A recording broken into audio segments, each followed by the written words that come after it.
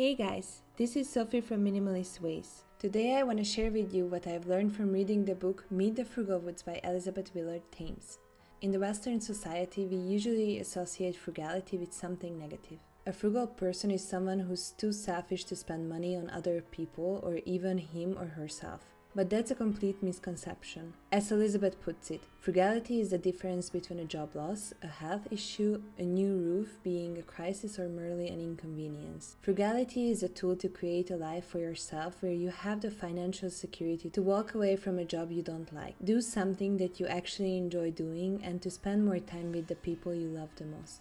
It doesn't mean that you never spend a dime on anything ever again. For example, frugality allowed Elizabeth and her husband Nate to buy a homestead and 2 cars in cash without needing to sell their other property first. It just means that you eliminate any unnecessary expense so that when something unexpected occurs, you're ready. When I was a teenager, I always had this clear picture in my head of how I'm going to spend my first real salary. I'll go out for a nice dinner to celebrate with my friends and then for some drinks. I'll buy some high-quality clothes so I can look like a successful businesswoman at work. Never mind that the first salary means that I just started out. I still have to look professional, right? This phenomenon is not unknown. It's called lifestyle inflation and creeps in one salary at a time. The first time it's just a special occasion, but soon enough it becomes a habit you can't escape anymore. Even though Elizabeth and Nate were always conscious of their finances and never had debt, they still fell into the same trap as we all do. The more they worked and the more success they experienced in their careers, the more they spent in increasingly desperate attempts to mitigate the stress and discontent they experienced over their work. They spent the money they worked so hard for to feel better about how hard they worked. At the beginning of their marriage, they went out to eat once a week. But then they gradually added a once-a-week takeout to their weekly treats. Then they worked more, so they added Saturday lattes and scones as well. Then they got a new stereo equipment. Not because they needed one, but because they felt like they deserved to get one. You notice what happened? They calibrated themselves to whatever they repeatedly did.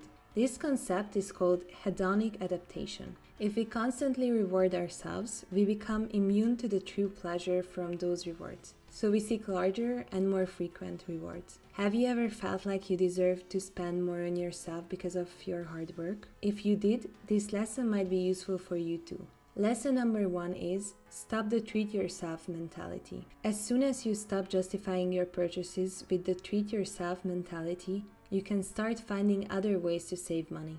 So lesson number 2 is find ways to save money. Frugal insourcing is one way to save a lot of money in the long run. There are so many things that we automatically assume have to be done by professionals. But why is that?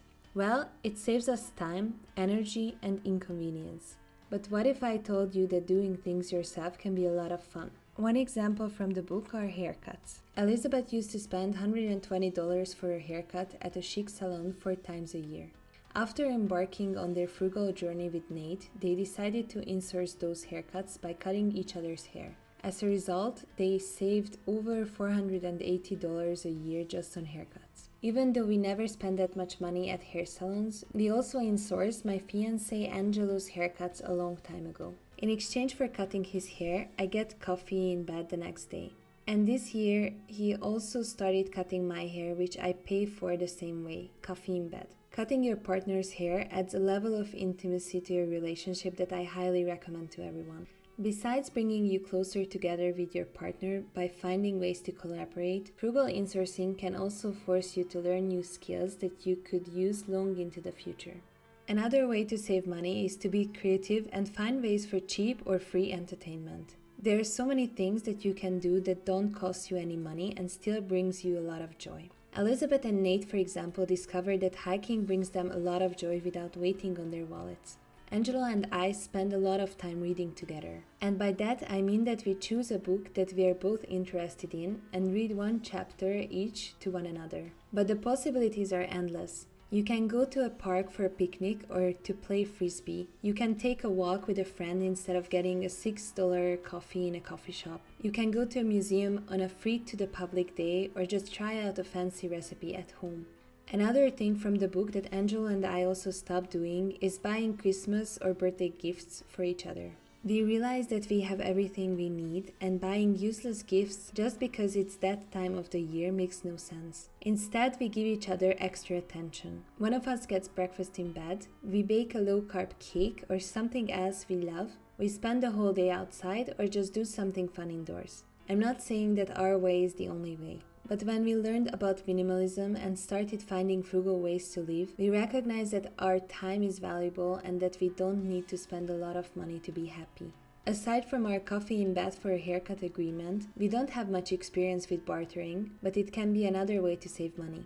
Elizabeth recognized that she didn't want to give up yoga, even though it was a $288 monthly expense, which didn't really fit into their newly discovered frugal lifestyle. In behavioral economics, there is a theory related to loss aversion positing that says that once we get used to a certain level of luxury or ownership in our lives, such as the yoga classes, we find it nearly impossible to give up this luxury. Ultimately, Elizabeth found a way around this. Her yoga studio offered free yoga classes for people who signed up as a studio assistant.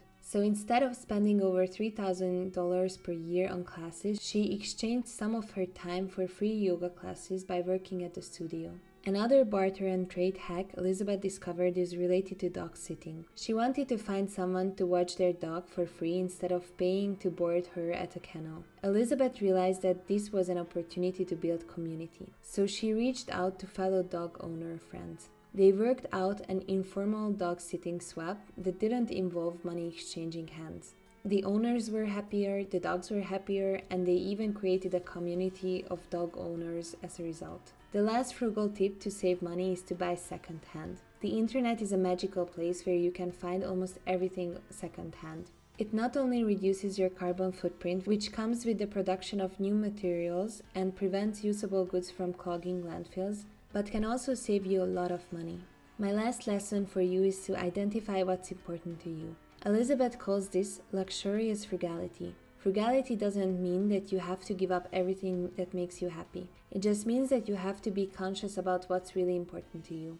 Then you can create a lifestyle around that, which not only can help you save a higher percentage of your income, but also gives you more freedom to enjoy your life. Every small expense counts. You might think that saving a couple $100 a year does not sound like a whole lot of money, but once you eliminate an expense, you've eliminated it forever.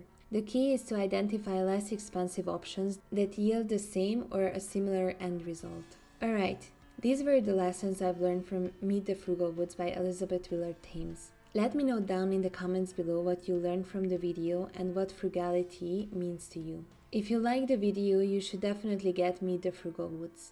I will put the link to the book in the description below.